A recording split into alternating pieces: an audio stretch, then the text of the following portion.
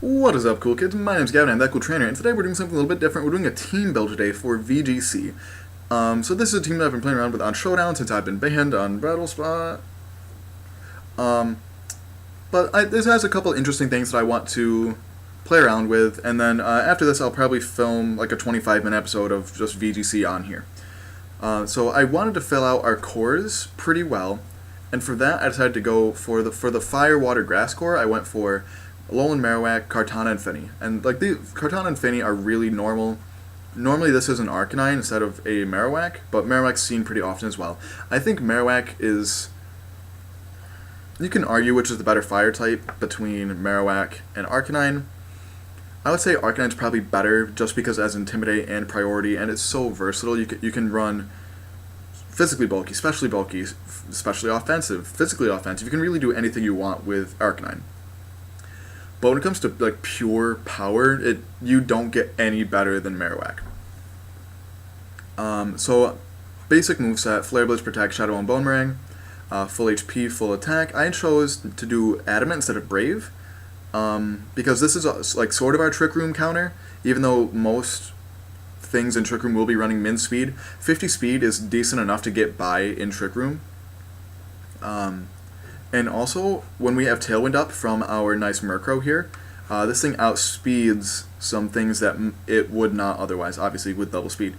But just for some reference, like, 51 speed, or 50 speed, 100 speed, because of Tailwind, speed ties no speed investment Gyarados. So if you see a Gyarados on a Trick Room, or a Tailwind team, and you have your Tailwind up, but they don't, you will speed tie that Gyarados, and you might be able to Shadow Bone for the kill if you're desperate for it. Obviously, you would normally switch out because you're probably intimidated as well. But just a reference for how fast this thing can be with a Tailwind up. So Kartana, another pretty normal spread with Focus Sash, Sacred Sword, Leaf Blade, Smart Strike, Protect. And for this one, I didn't do any HP investment. I did full attack, full speed, because if we don't have Tailwind up, we need some things to still be fast. So we chose Kartana to be our standard fast mon, because outside of your Cocos, this 109 speed is pretty top tier. Outside of like Cocos, your Weaviles, your occasional like Crobats, that's about as fast as it's going to get outside of something that's Scarf. So pretty standard, not much else to say about that. Then we have Tapu Fini, which I chose to do choice specs with full HP, full special attack. Because with Tailwind up, 105 speed outspeeds Cocos.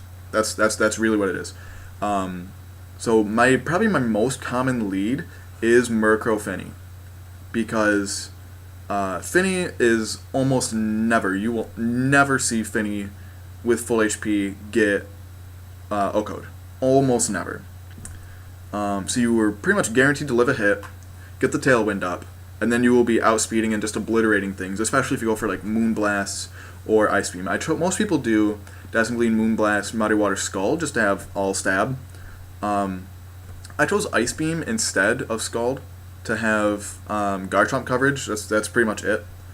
And to have something that's neutral to other Kartanas, because if we outspeed, if we double it between like Murkrow, actually anything else in this team, I think everything outspeeds Kartana. Because what is your speed? 177 when you're Jolly max speed. So yeah, everything except Cubone outspeed it in Tailwind. So Ice Beam, just because it's neutral, even though pretty much any of these with specs will two-shot it. Just nice to have better coverage. So that's Fini. Bulky specs is really underrated in my opinion, especially with Tailwind. Then we have Speed Racer. Now you can debate which is the better Tailwind setter in the format between Murkrow and Drifblim. I prefer Murkrow because it has a lot more utility. I mean, yeah, Drifblim can, throw burns out. It can do this and do that and all sorts of stuff. But I don't know. I prefer Murkrow because you can quash things with priority. You can taunt things with priority. It kind of stinks when Lele's are on the field, but that's why I also, like I said, my most common lead is Fini Murkrow, because even if they lead a Lele, your terrain will go second, and you can then quash and taunt things to your pleasure. Taunt's really nice to have, even though I keep forgetting that you can't use prankster moves on other dark types. That keeps getting me. I keep trying to taunt Mandabuzzes or quash Alolan Mucks, and that it doesn't work, and it bugs the crap out of me. But Foul Play does huge damage to Kartanas and Garchomps. Big damage. And it's nice to just be able to get chip damage on things to like break sashes or that kind of thing. Tailwind, pretty obvious. Now for EVs for this, I went full HP, and then you can do either for this. You can do Impish or I think Careful.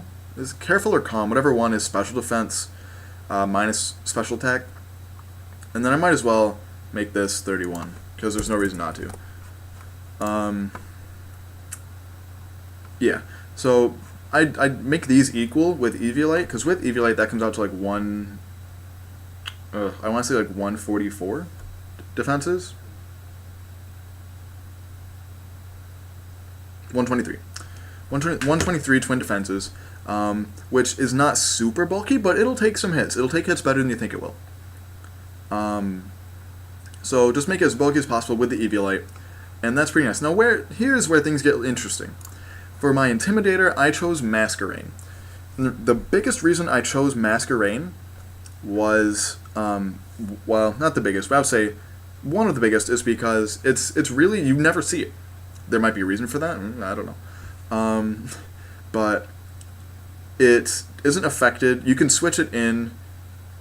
Basically, it's not affected by other Intimidators, which is really nice because pretty much every other Intimidator in the format usually is, unless you're running Special Arcanine or like a Special Salamence. Special Salamence is a lot more common than Physical Salamence, from what I've seen anyway. So on this, I run Bug Buzz, Ice Beam, Energy Ball, and Protect. Energy Ball is there for Gastrodons, because I'm pretty sure this OHKOs most Gastrodons. I mean, we have Leaf Blade on here for Gastrodons as well, but if you need something like, man, I really need this thing intimidated, and they also have Gastrodon, it's nice to bring Masquerain. Now, I thought about switching out Ice Beam for Quiver Dance, but I decided not to, because even though most things don't target down the Masquerain because they don't see it as a threat, Masquerain got a huge buff in this gen, and people really don't realize how decent. It's actually pretty good, because 100 base attack isn't spectacular, but with a life orb and stab Bug Buzz, it does pretty good. It does pretty good damage. And the reason I chose this was it's not the fastest thing in the world, so it really does appreciate Murkrow's Tailwind as well.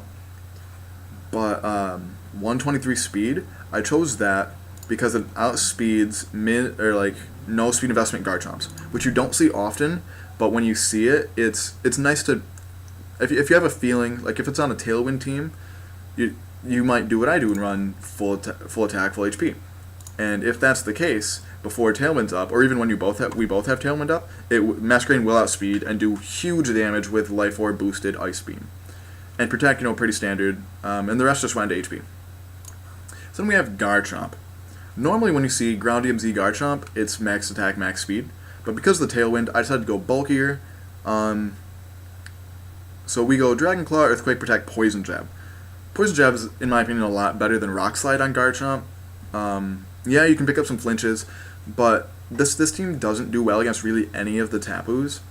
Yeah, Kartana has Smart Strike for Laylee and Bulu, and it has Leaf Blade for Finis, but like we really have no good way to deal with Kogos. I mean, you have Earthquake for Kogos as well, but you don't want to have to switch out switch out Garchomp for Kartana anytime you see a Tapu, because they're so common. And Poison Jab's just a nice coverage move. You might get a poison. I think there's like a 30% chance, yeah, which is really high. So you might pick up the random poison, which might end up winning you a game. I mean, it's the same chance to flinch, but you don't need to go fast. Like you don't always need to be faster to get this effect. So like if you don't have the Tailwind up, you still might get the poison. Whereas if you're slower with Rock Slide, not only is it split damage, so it's doing less to begin with, and if you're slower, you're not going to get the flinch. So that's why I have Poison Jab instead of Rock Slide. Dragon Claw and Earthquake, pretty self-explanatory. Protect, also pretty self-explanatory. Ground DMZ does huge damage to anything that's not a flying type. So which is really, really nice. And also, why I have Masquerain as well is because I don't have to run Protect when I want to use Earthquake on Garchomp. That's also a really big reason. And when you have Masquerain and Garchomp out at the same time, Masquerain does good work because nobody will think to target down Masquerain first, which in my opinion is a huge mistake because, yeah, its defenses are really bad. Honestly, they really are. But I've had pretty good success with it. At first, I had Gyarados, but then I thought to myself, like, man, this seems way too weak to Coco. Between Fini, you, and the Gyarados, and really Kartana as well, because Kartana can't take any special hits. So between these four, even though we do have 2 immunities to Coco, with electric types anyway, I think I just need something less weak, even though Masquerain is still weak to it. I just think I need something a little bit different, because Masquerain could potentially live a Volt Switch, depending on the spread. Not likely, but it could live. So that's this team for you. I'm going to jump onto the Showdown battle spot, I guess, and test it out. So please keep an eye out for that. It'll be up later in the day. Smash that thumbs up down below, and if you're excited to watch this team, if you're excited to watch Masquerain also, because who knows, like, sometimes it works, sometimes it doesn't, honestly. But follow me on Twitch and Twitter at ThatCoolTrainer, and until next time, smile later.